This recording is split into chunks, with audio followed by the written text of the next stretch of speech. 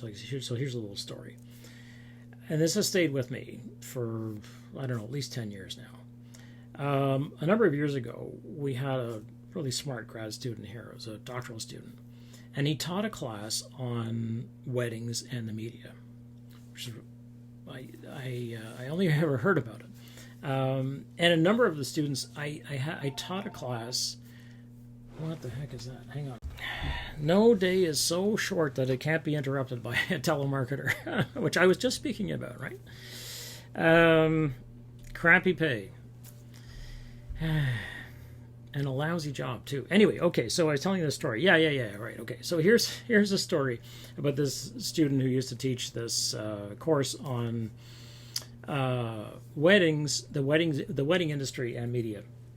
And I had a class that I was teaching a class, a fourth-year class, that happened the day after this weddings course. And it turned out, as I got to know the students in my fourth-year class, that everybody, and just about everybody in the class, was also taking this weddings class. So after a while, I would say to them, "So, how's it going in the weddings class? You know, what's going on? What are you guys learning?"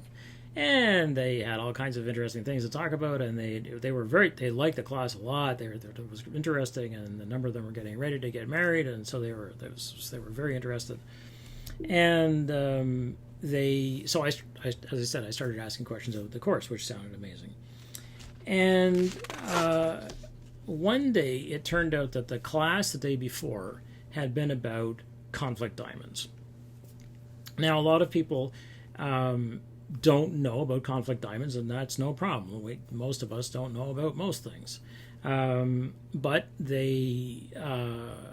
so Eric Lohman, who was the grad student who was doing this class, did a whole day on conflict diamonds. And if you're not familiar with conflict diamonds, you will remember that most diamonds the biggest diamonds come from diamond mines in Africa that are run typically by the Dutch. And if we're talking about colonialism, Dutch colonialism in Africa was some of the worst. So De Beers, which created essentially the concept of the diamond of having value, because really it's just a very hard rock. I mean, it's useful for manufacturing purposes. I mean, it's good for making drills, and but otherwise it's a hard, clear rock which you can polish up, and it can be pretty, But we can also make now lab-grown diamonds, which are also hard and clear and pretty. I mean, it's a rock, right? But so how do you create value out of something which effectively has some use value, but otherwise it doesn't really have a lot of value? I mean, we don't need to eat diamonds, like compared to I don't know, I love cheese. So compared to a piece of cheese, a diamond doesn't really have any value to me. I'm like, oh, it's a rock. Like, I don't go outside and go, hey, gravel, I'm going to eat that. I'm going to take this home. It's like, no. I'm like, if I went outside and I was like, hey, look, a piece of cheese. I pick that up. I'd be like, hey, look, here, somebody dropped a nice piece of cheese. I'm going to pick that. I ain't going to bloody eat that cheese. Because basically, cheese is great. I mean, it's like it's food, and you have to have food. I don't have to have a diamond. Having pretty things, sure, yeah. I mean, look at my shelves. I got toys all over the place. Fun things, pretty things. Yeah, I get it. I'm not stupid. I was just thinking that people would just. There were some who would disagree with that. There always are. Anyway, so they talked about conflict diamonds. The thing about these diamonds is that they come out of countries in Africa where there may be civil wars going on. And sometimes the civil wars are going on just around the diamond mines. That is, who owns the diamond mines? And the attitude of these big businesses that own the diamond mines is keep the Africans out of it. We just need them as miners. And we're going to do cavity searches on them, and we're going to x-ray them and do scans on them, body scans on them, to make sure they're not coming out with diamonds during the day when we get them out from underground. This is hard, heavy, hot, dirty work, as you can imagine. Dangerous work. And when you come out of it, basically, the white Europeans go away with diamonds from Africa. Well, what if you start to have, say, warlords who say we should own that diamond mine? If we own that diamond mine, we can negotiate with De Beers and we get good prices, or we'd negotiate with somebody else. The hell with it. We'll take their mine away. And so they go to war.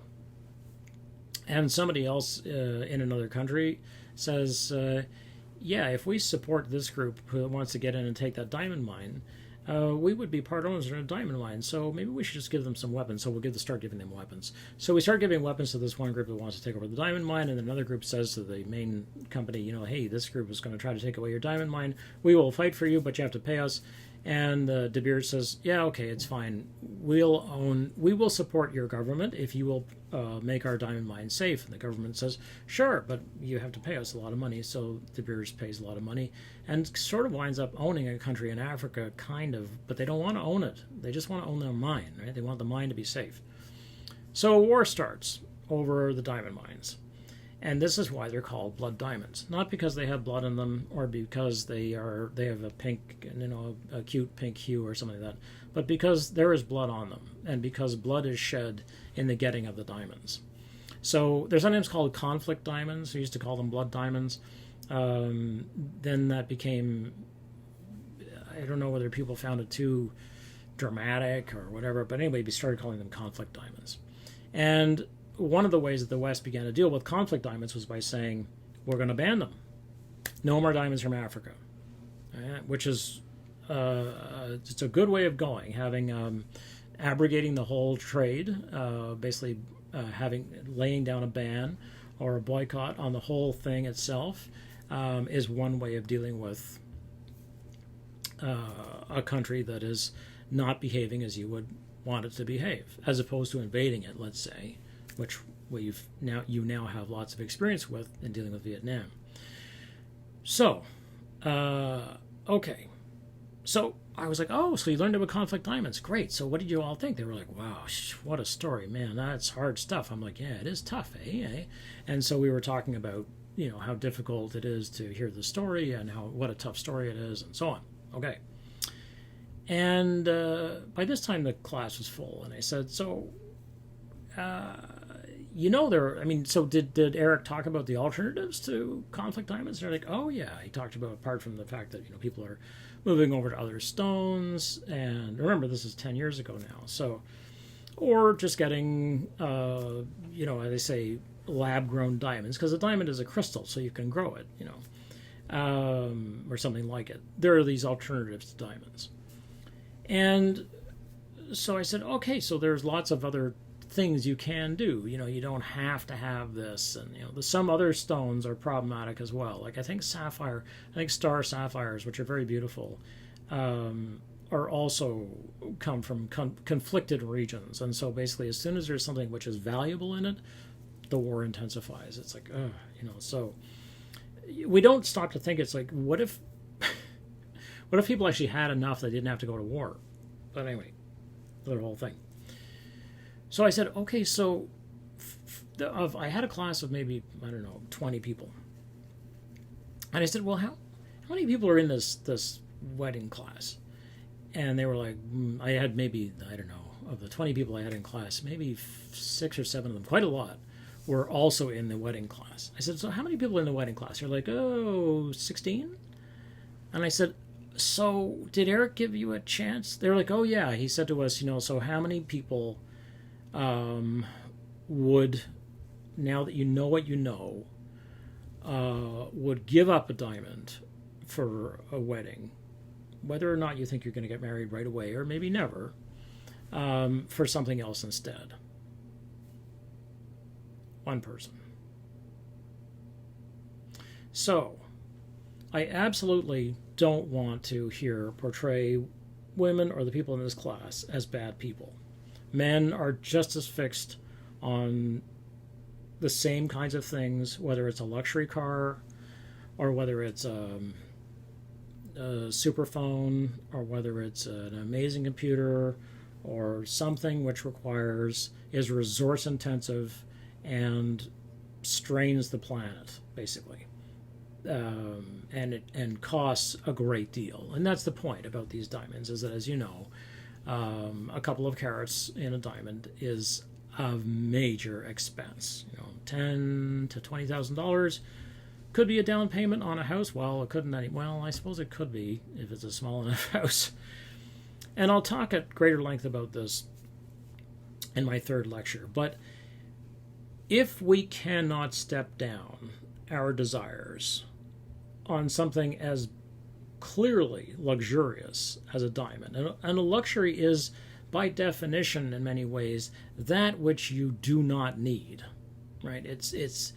It doesn't actually serve any purpose, in the sense that it serves emotional reasons, emotional purposes, but it doesn't serve the purpose that food serves, right? It's not, when it comes to Maslow's hierarchy of needs, it's in many ways not even in the hierarchy. Well, I guess it would be, it's really more sort of related to Thorstein Veblen's theory of the leisure class, where you need to demonstrate to other people that you are important, and that you